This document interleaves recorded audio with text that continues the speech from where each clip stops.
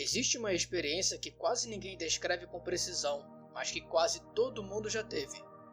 Você acorda, o dia está lá, as obrigações estão lá, a vida está lá, e você olha olhando para o teto por alguns segundos ou por alguns minutos, perguntando em silêncio uma coisa muito simples: para quê? Para que eu tô aqui? Não é preguiça, não é fraqueza, não é necessariamente depressão clínica. É a pergunta mais honesta que um ser humano pode fazer. É a pergunta que 4 homens em 4 países diferentes decidiram levar a sério até o fim. Kierkegaard a fez num quarto frio em Copenhague no século XIX, cercado de privilégio e completamente vazio por dentro. Nietzsche a fez enquanto assistia o mundo perder Deus como ancoragem de sentido e não encontrar nada para colocar no lugar. Franklin a fez num campo de extermínio nazista, cercado de morte, com tudo que amava desaparecendo. E Holomeia a ouviu de centenas de pacientes americanos na década de 50, pessoas com emprego, família e conforto, que chegavam ao consultório com a sensação de que a vida havia esvaziado por dentro sem avisar. Hoje você vai entender que o vazio não é o problema, é a pergunta, e quem aprende a respondê-la se torna capaz de suportar e de transformar qualquer coisa que a vida coloca no caminho. Holomeia publicou O Homem à Sua Procura de Si Mesmo em 1953, e a observação central do livro era intrigante para uma América que havia acabado de vencer a Segunda Guerra Mundial e que estava no auge do crescimento econômico. Abre aspas, o problema do homem moderno não é o sofrimento, é o vazio, não a dor, mas a ausência de razão para suportar a dor. Fecha aspas.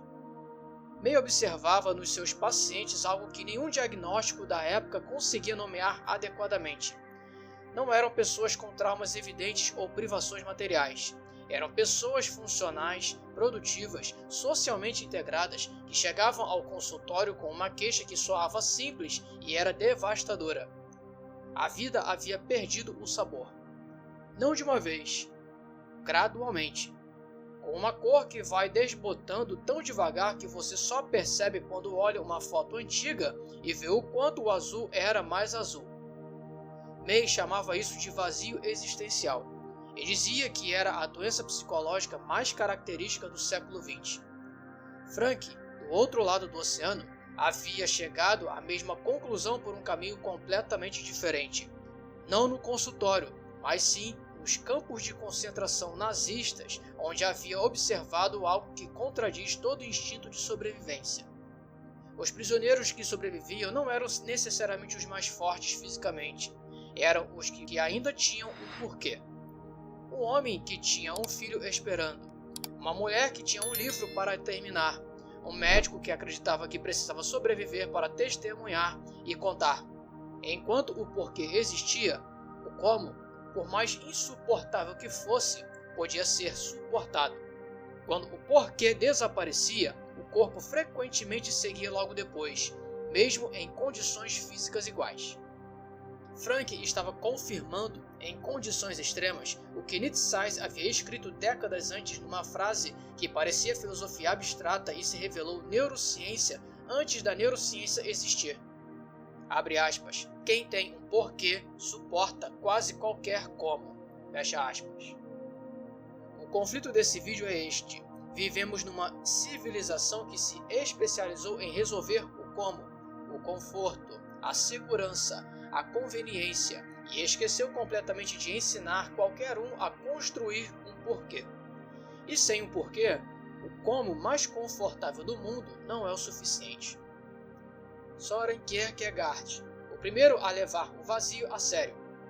Copenhague, 1813. Søren Abie Kierkegaard nasce o filho mais novo de um pai rico e profundamente culpado. Michael Kierkegaard havia amaldiçoado Deus numa tempestade de neve quando era jovem e pobre, e passou o resto da vida acreditando que seus filhos morreriam antes dele como punição. 6 dos 7 morreram. Søren foi o único sobrevivente.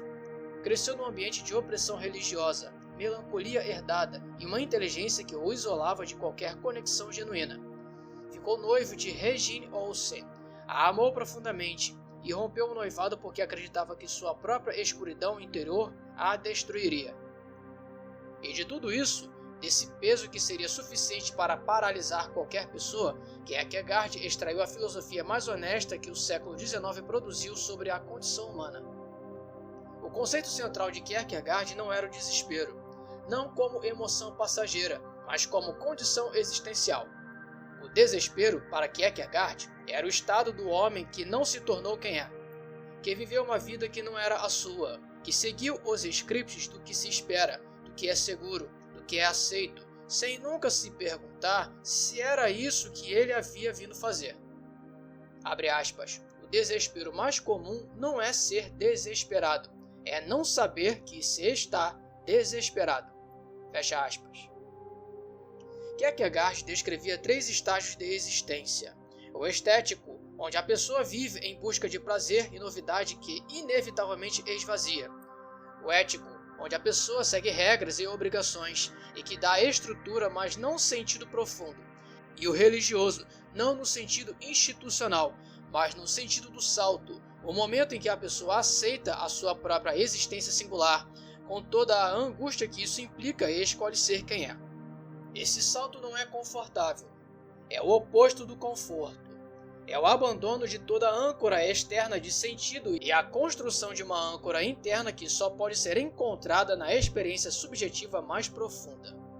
Kierkegaard acabou deixando a pergunta que Nietzsche, Frank e May passariam as vidas deles respondendo.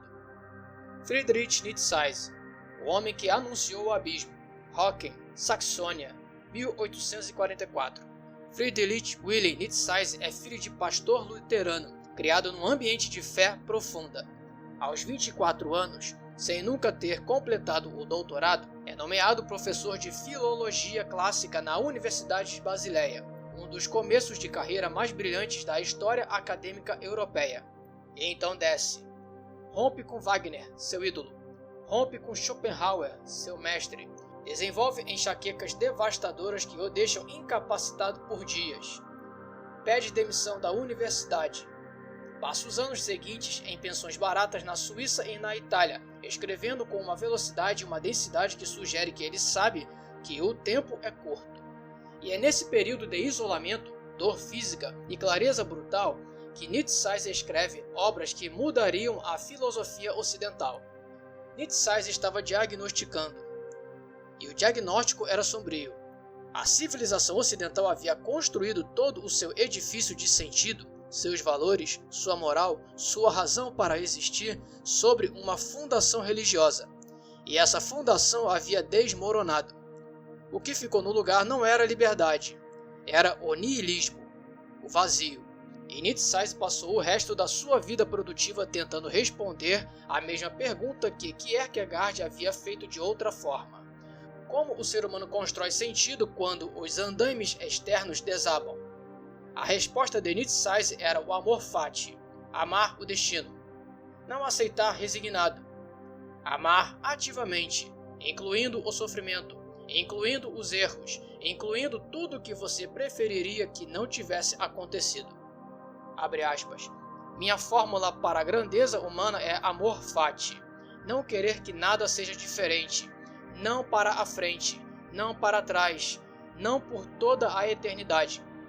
Não apenas suportar o necessário, mas amá-lo. Fecha aspas.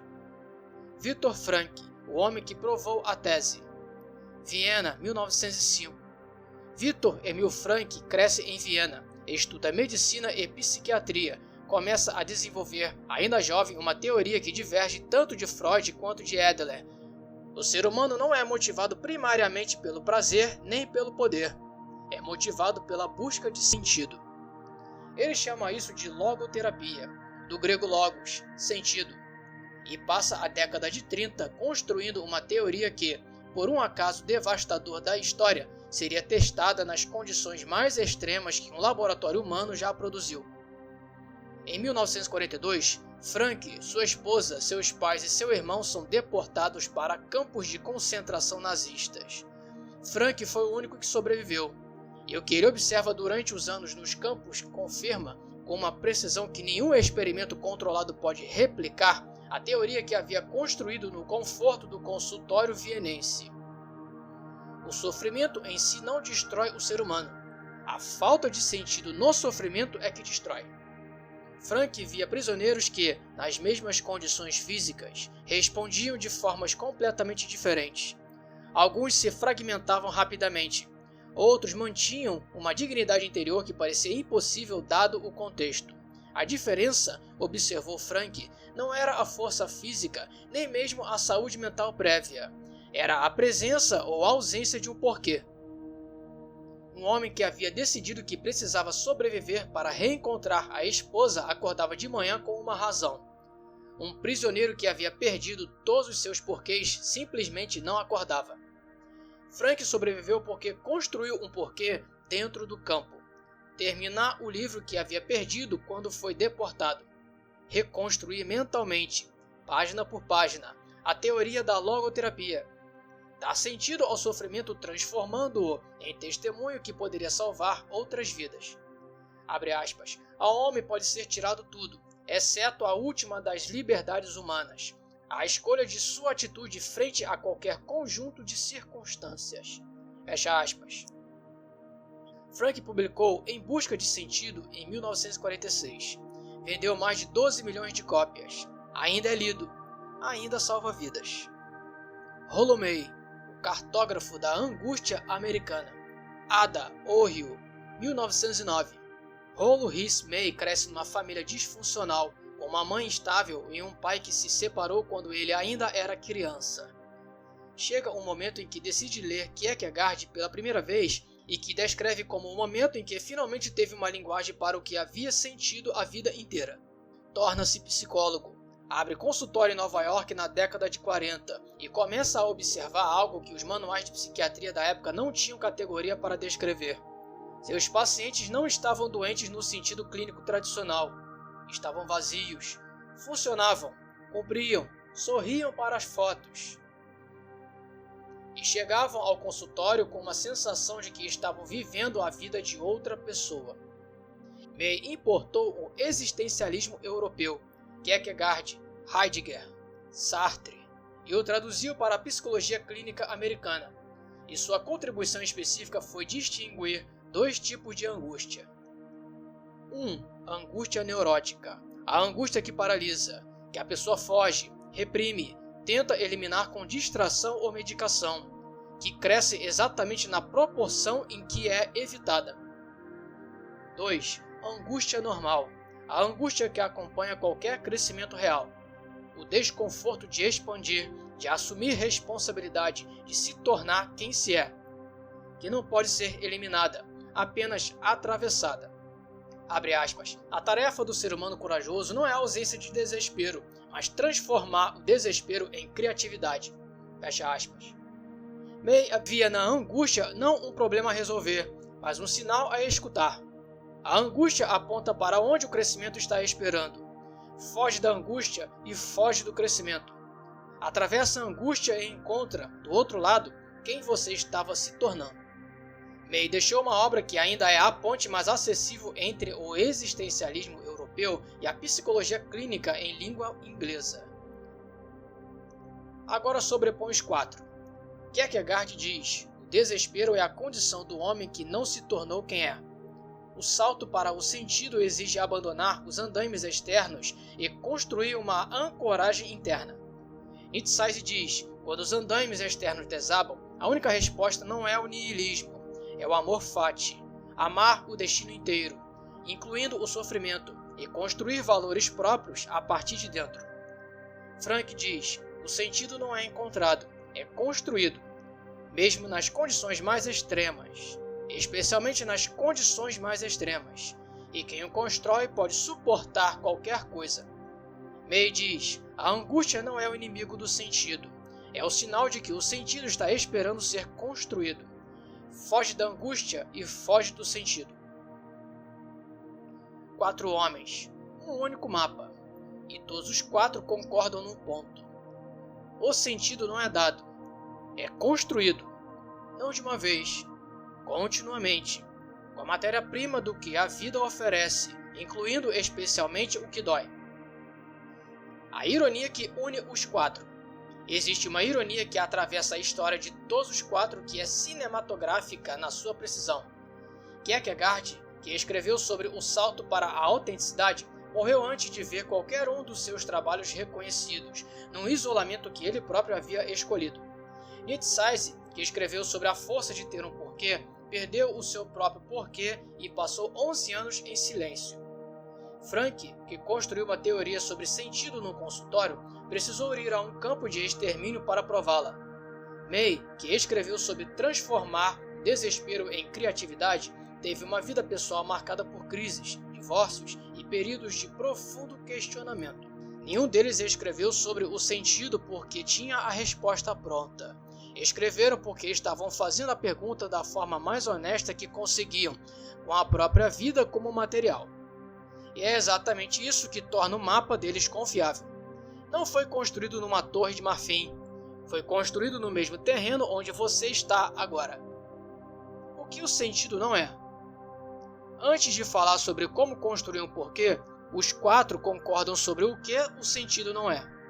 E esse negativo é tão importante quanto o positivo. 1. Sentido não é felicidade. Frank era explícito. Não persiga a felicidade. Quanto mais você a persegue diretamente, mais ela foge. O sentido é a ancoragem. A felicidade emerge como consequência, não como objetivo. 2. Sentido não é conforto. Kierkegaard e May concordam. O conforto pode coexistir com o vazio mais completo. O desespero mais comum não é o das pessoas que sofrem, é o das que vivem confortavelmente sem saber porquê. 3. Sentido não é permanente. Frank ensinava que o sentido não é uma resposta fixa. Muda conforme a vida muda. O porquê de hoje pode não ser o porquê de amanhã. O que não muda é a necessidade de ter um. 4. O sentido não é racional. Nietzsche e Kierkegaard, por caminhos opostos, chegaram ao mesmo ponto. O porquê mais poderoso não é construído pela razão, é sentido antes de ser entendido. Frank observou nos campos algo que vai contra todo instinto de sobrevivência imediata. Os prisioneiros que davam sua fatia de pão para outro prisioneiro sobreviviam com mais frequência do que os que guardavam tudo para si. Não porque comer menos fizessem bem fisicamente, mas porque o ato de dar, de cuidar, de contribuir para o outro ser humano, mesmo no limite da própria sobrevivência, criava um senso de agência, de dignidade, de porquê, que o corpo respondia de formas que a fisiologia da época não conseguia explicar. Frank chamava isso de a liberdade última. A última coisa que ninguém pode tirar de você. A escolha de como você responde ao que te acontece. E aqui a conexão com Nietzsche se torna física, não apenas filosófica. O amor fati não é uma postura estoica de resignação, é um ato ativo de reapropriação. Você não aceita o que aconteceu. Você decide que o que aconteceu faz parte do que você é e que o que você é tem valor. As 3 pontes de sentido de Frank. Frank mapeou 3 formas pelas quais o ser humano constrói sentido e as 3 são acessíveis em qualquer condição, incluindo as mais extremas. 1. Valores criativos. O que você dá ao mundo? O trabalho, a arte, o cuidado, a contribuição. Qualquer ato de criação, por menor que seja, é uma fonte de sentido. O prisioneiro que fazia uma pequena escultura com pedaços de madeira encontrada estava exercendo valores criativos. 2. Valores experienciais. O que você recebe do mundo? O amor, a beleza, a verdade. Um pôr do sol visto através da cerca de arame farpado. A lembrança do rosto de alguém amado. A música que alguém cantarolava numa barraca. Frank descrevia momentos de beleza absurda dentro dos campos que funcionavam como ancoragem de sentido. 3. Valores de atitude. A forma como você escolhe enfrentar o sofrimento inevitável. Quando os valores criativos e experienciais são bloqueados pelas circunstâncias, ainda resta este: a dignidade com que você atravessa o insuportável. É a fonte mais profunda e a mais inacessível para qualquer força externa. E aqui May acrescenta uma dimensão que Frank deixou implícita. A angústia de não saber qual é o seu porquê não é vazio. É a gestação do porquê que está prestes a emergir. O desconforto de não ter resposta é o trabalho de parto do sentido. Kierkegaard e o salto que ninguém pode fazer por você. Existe um ponto em que os quatro convergem de forma impressionante. O porquê não pode ser terceirizado. Kierkegaard chamava isso de o salto. Ninguém pode saltar por você. Nenhum terapeuta, nenhum professor, nenhum livro, nenhum vídeo pode encontrar o seu porquê. Podem apontar a direção, podem iluminar o caminho, mas o salto é sempre solitário. E o que torna o salto possível, segundo Kierkegaard, não é a certeza de onde você vai cair, é a disposição de saltar sem certeza. Frank confirmou isso nos campos. Os prisioneiros que esperavam que o sentido chegasse pronto de fora, que aguardavam ser resgatados, que colocavam o porquê numa libertação futura e incerta. Eram os mais vulneráveis quando a libertação atrasava. Os que sobreviviam com mais dignidade eram os que haviam construído o porquê dentro de si, independente das circunstâncias externas. O porquê interno é o único que as circunstâncias externas não podem destruir. Os quatro cartógrafos têm práticas diferentes, mas quando você sobrepõe os quatro, percebe que estão descrevendo o mesmo movimento. Da pergunta para a resposta vivida, não apenas pensada. O protocolo da construção de sentido. 1. A pergunta honesta. Kierkegaard ensinava que o desespero mais perigoso é o inconsciente. O homem que não sabe que está desesperado não tem como fazer o salto. O primeiro passo é fazer a pergunta com honestidade. Abre aspas. A vida que estou vivendo é a minha? Ou é a que me ensinaram que eu deveria viver? Fecha aspas. Não como exercício filosófico, como escaneamento honesto da experiência real. O que, na sua vida, faz você se sentir vivo de verdade? E o que é apenas cumprimento de expectativas alheias que você internalizou tão cedo que esqueceu que eram alheias? Esse inventário não precisa ser longo, precisa ser honesto. E a honestidade aqui é a mais difícil do que parece, porque a resposta pode implicar mudanças que assustam. 2. Não fugir da angústia. Me ensinava que o segundo passo é o que a maioria das pessoas pula, e é exatamente por isso que ficam presas. Depois que a pergunta honesta é feita, a angústia chega. Inevitavelmente. Porque a resposta honesta implica responsabilidade, e a responsabilidade implica risco. A instrução de May é simples e contra-intuitiva. Fique com angústia. Não a resolva prematuramente. Não a afogue em distração, em trabalho, em álcool, em qualquer coisa que a faça calar antes de ter dito o que precisa dizer. A angústia é a pressão que precede o nascimento do porquê. Interrompa a pressão antes da hora e o porquê não nasce. 3. Encontrar as três pontes. Com a pergunta feita e a angústia atravessada, Frank oferece o mapa prático.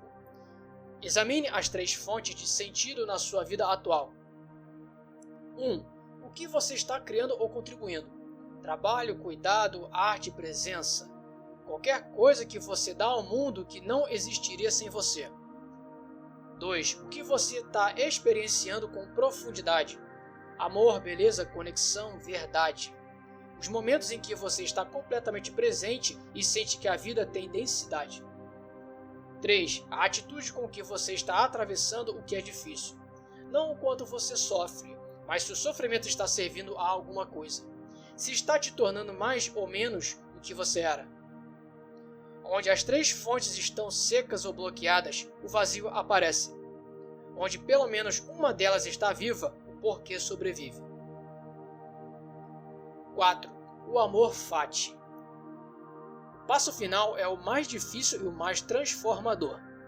Olhar para tudo o que aconteceu, incluindo o que doeu, incluindo os erros, incluindo as perdas, e encontrar o fio que conecta tudo isso ao que você está se tornando. Não como negação da dor, como reapropriação dela. Abre aspas. Isso também sou eu. Isso também me formou. E o que me formou tem valor porque eu tenho valor. Fecha aspas. Frank aplicou o amor fati sem nunca ter lido Nietzsche nos campos. Decidiu que o sofrimento que estava vivendo seria o material de um testemunho que salvaria outras vidas. Transformou o insuportável em porquê. E Nietzsche, que não conseguiu fazer isso pela sua própria vida, deixou a fórmula para que outros pudessem. Às vezes o cartógrafo não consegue usar o próprio mapa, mas o mapa ainda é válido. Kierkegaard não chegou a ver nenhum de seus trabalhos reconhecidos. Deixou diários, cartas e uma obra filosófica que o século XX descobriu e não conseguiu mais ignorar. Nietzsche escreveu suas últimas palavras lúcidas em 1889. Nietzsche deixou uma filosofia que foi distorcida, mal utilizada e finalmente compreendida como o grito mais honesto de um homem que viu o abismo e tentou descrever o que havia do outro lado. Frank permaneceu ensinando, escrevendo e atendendo pacientes até próximo do fim. O último livro foi publicado quando tinha 91 anos. May deixou uma obra que ainda é a entrada mais humana para o existencialismo em língua inglesa. 4 homens, e o único pensamento que atravessa todos os 4. O sofrimento sem sentido destrói. O mesmo sofrimento com sentido transforma. E a diferença entre os dois não está nas circunstâncias, está na escolha que você faz sobre o que vai fazer com elas. Frank sobreviveu aos campos nazistas, não porque as condições eram melhores para ele, porque ele tinha o porquê que as condições não conseguiriam destruir. E a pergunta que fica, a que vai estar com você quando você terminar esse vídeo, não é uma pergunta filosófica, é uma pergunta simples. Qual é o seu porquê? E se ainda não sabe, o que você está disposto a atravessar para encontrá-lo? Antes de continuarmos, digita nos comentários: eu sou o sentido que construo com o que tenho. Essa é uma declaração que une os ensinamentos de Frank, Nietzsche, Kierkegaard e May e que transforma o espectador de vítima das circunstâncias em construtor de sentido. Agora você entende que o vazio não é uma sentença. É uma pergunta esperando ser respondida com a própria vida. Inscreva-se no canal, ative o sininho para receber os meus próximos conteúdos. Deixe nos comentários a frase de ativação e também me responda: qual é o porquê que você está construindo agora? Esse canal é construído com um porquê. E é exatamente por isso que você está aqui. Eu sou o sentido que construo com o que tenho.